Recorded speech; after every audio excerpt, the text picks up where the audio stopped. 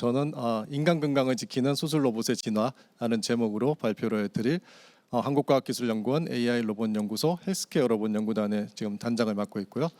또한 UST 키스트 스쿨 AI 로봇 전공 교수로 있습니다. 네, 이득희입니다. 반갑습니다.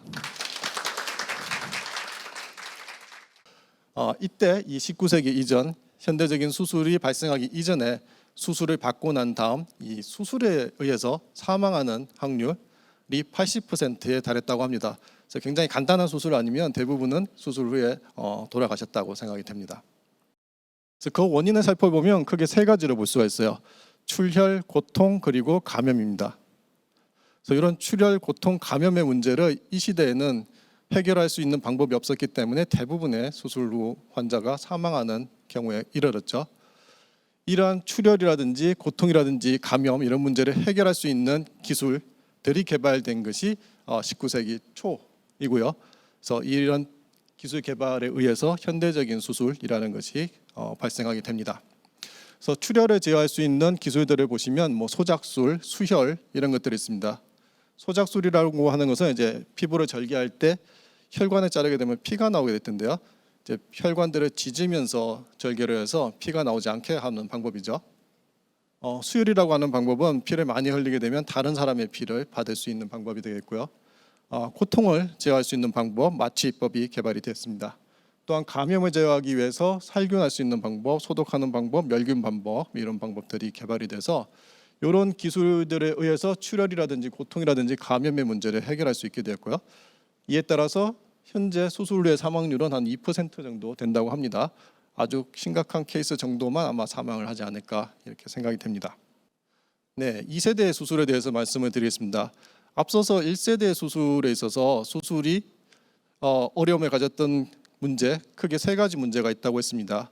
출혈, 고통, 감염의 문제가 있었는데요. 이러한 문제들은 피부를 절개하기 때문에 나타나는 문제입니다. 피부를 절개하기 때문에 출혈도 일어나는 거고 고통이 심하고요. 또한 피부 안으로 세균이 침투해서 감염이 발생하는 것이죠.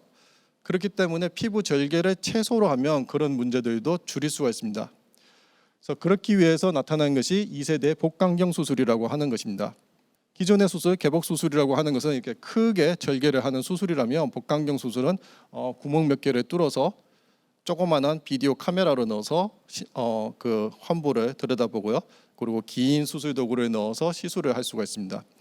이렇게 되면은 환자에게 부담이 굉장히 줄어들어서 환자는 굉장히 좋은 시술이 되고 최근에는 거의 개복 수술보다도 대부분의 수술들 아마 복강경 수술을 통해서 이루어지고 있다고 보실 수 있습니다.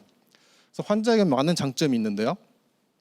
의사 측면에서 보면은 굉장히 한계가 많습니다. 의사들은 이 시술을 하기가 굉장히 어렵죠. 왜냐하면 덜 직관적입니다. 왜냐하면 직접 환부를 보는 게 아니라 비디오 카메라에 의해서 환부가 스크린에 비춰지면 스크린을 보고 시술을 하는 것이죠. 그래서 눈은 스크린을 보고 있지만 실제 시술은 환자 쪽으로 가 있고요. 이때 이 도구도 굉장히 가늘고 긴 도구를 아주 긴 젓가락을 가지고 시술을 하듯이 시술을 해야 되는 것이 되겠습니다. 그래서 덜 직관적이다라는 거, 또한 영상 자체가 이 화면이기 때문에 2차원 영상 깊이감을 알 수가 없습니다. 또한 지렛대 운동이라는 것은 그 배를 이산화탄소를 이용해서 불룩하게 만든 다음에 이제 수술 도구들을 꼽게 되는데요. 이 삽입하는 피부가 지렛대 역할을 됩니다. 그래서 저기를 통해서 내 손의 방향과 실제 툴이 움직이는 방향은 반대 방향이 되죠.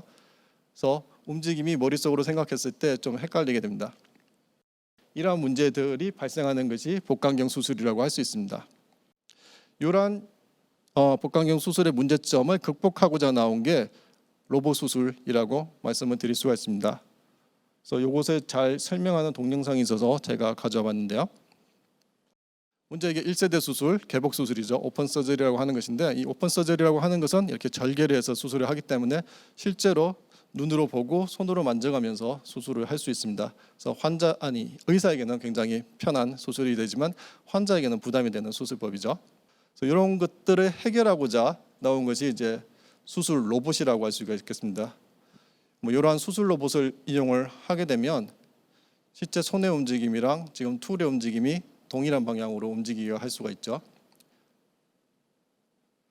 그리고 사실 이 지금 동영상에서는 이제 큰 화면을 통해서 앞을 바라보면서 시술을 하는데 화면을 환자 방향에 갖다 놓게 되면 실제 환자 방향을 바라보면서 시술을 할 수가 있어서 이 복강경 수술 같은 최소 침습 수술을 수행을 하지만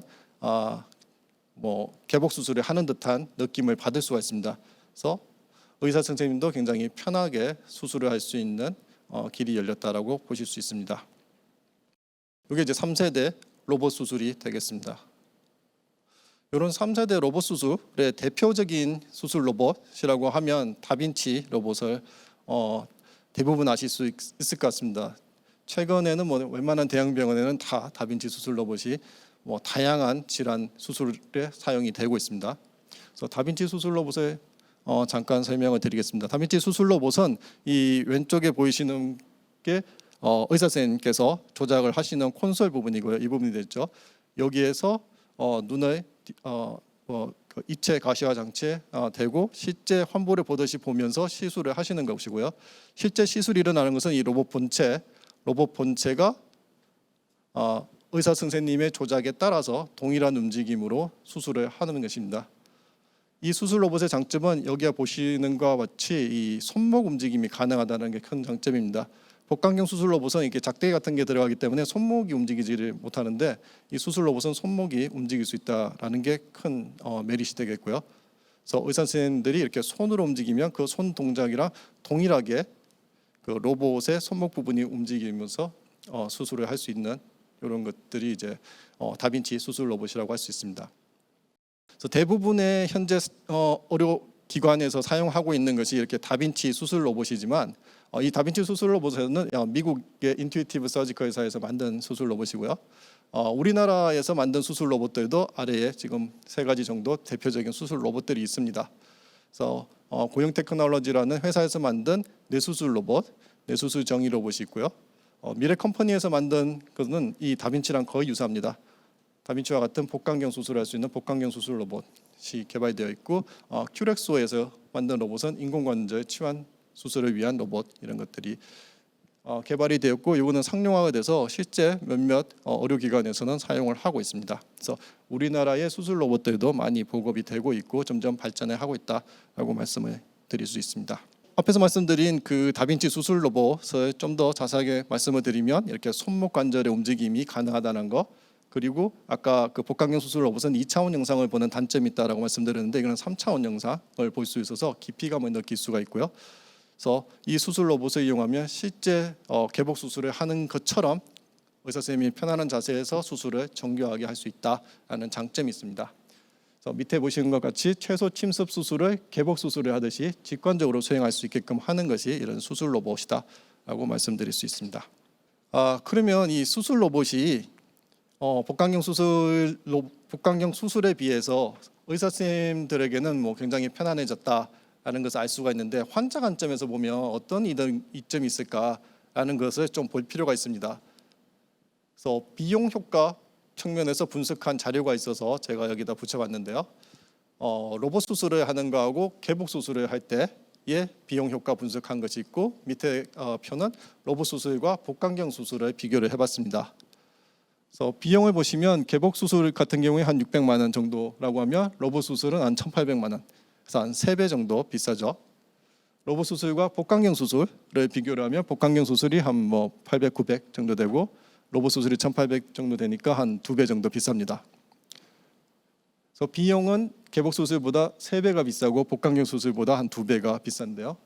효과적인 측면을 보시면 0.65가 0.74가 되고 0.71이 0.74가 되고 아주 어떻게 보면 미미한 차이라고 할 수가 있겠죠. 효과가 조금 좋아지는 정도입니다. 그래서 저 정도 효과 상승을 위해서 2배, 3배의 비용을 환자가 지불하는 것이 옳으냐 하는 문제가 남아 있습니다. 하지만 일반적인 그 서비스를 받는 거하고 의료 서비스는 조금 다르다고 생각이 됩니다. 의료 서비스는 사실은 생명과도 직관되기 때문에 돈을 얼마를 내든지 조금의 효과가 더 좋다면 사용하고 싶은 게 환자의 마음이 아닐까 싶습니다. 그래서 현재는 이런 수술 로봇이 굉장히 많이 이용이 되고 있죠. 많은 환자들이 수술 로봇을 선호를 합니다. 그것은 뭐 조금의 효과라도 더 좋다면 더 좋은 글을 쓰겠다라는 생각이 있는 것 같습니다. 하지만 그럼에도 불구하고 이런 큰 비용의 차이가 있을 때는 그만큼의 효과를 내야 되는 것이 아니냐 하는 것이 저희들 연구자들의 생각이기도 합니다. 그래서 4세대 수술은 저희가 디지털 수술이다라고 얘기를 합니다. 3세대는 로봇 수술이었다면 4세대는 이제 디지털 수술이다라고 얘기를 하고 있고요. 저희가 생각하는, 저희 연구단에서 생각하는 디지털 수술이 가져야 될 기능들 크게 세 가지, 왼쪽에 보시면 의료 빅데이터 기반의 인공지능 진단 및 수술 계획, 환자의 의료 빅데이터를 이용해서 인공지능이 자동으로 진단을 하고 또한 가장 효과적인 수술을 계획할 수 있는 이런 기술들이 접목이 될 것이고요. 미세 수술 로봇이 탑재된 의료용 협동 로봇 기술, 의사와 함께 시술을 도와줄 수 있는 그러한 자동화된 수술 로봇이 나올 수 있을 거다라고 생각을 합니다. 또한 확장 현실 기반의 집도 인간 증강 기술, 집도 의사가 시술을 할 때 이러저러한 어려움들이 많이 있습니다. 시술 시간이 막 6시간 이렇게 넘어가면 피곤하기도 하시고요. 또한 카메라에서 보여주는 영상 이외의 다른 정보들, 그 너머의 정보들을 얻을 수 없는 부분들도 있고요. 이러한 것들을 해결해 줄 수 있는 기술, 내가 시술하는 부위 이외에는 위험한 혈관이 지나간다든가 신경이 지나간다든가 이런 것들을 알려줘서 그런 것들을 뭐 다치지 않게 한다거나 또는 장시간 이렇게 시술을 할 때도 편안한 자세에서 할 수 있게끔 한다거나 이러한 기술들이 가능할 것으로 보고 있습니다. 그래서 이거는 이제 로봇 수술 3세대 수술과 디지털 수술 4세대 수술이 어떻게 달라지는지를 좀 비교한 그림이라고 말씀을 드릴 수가 있습니다.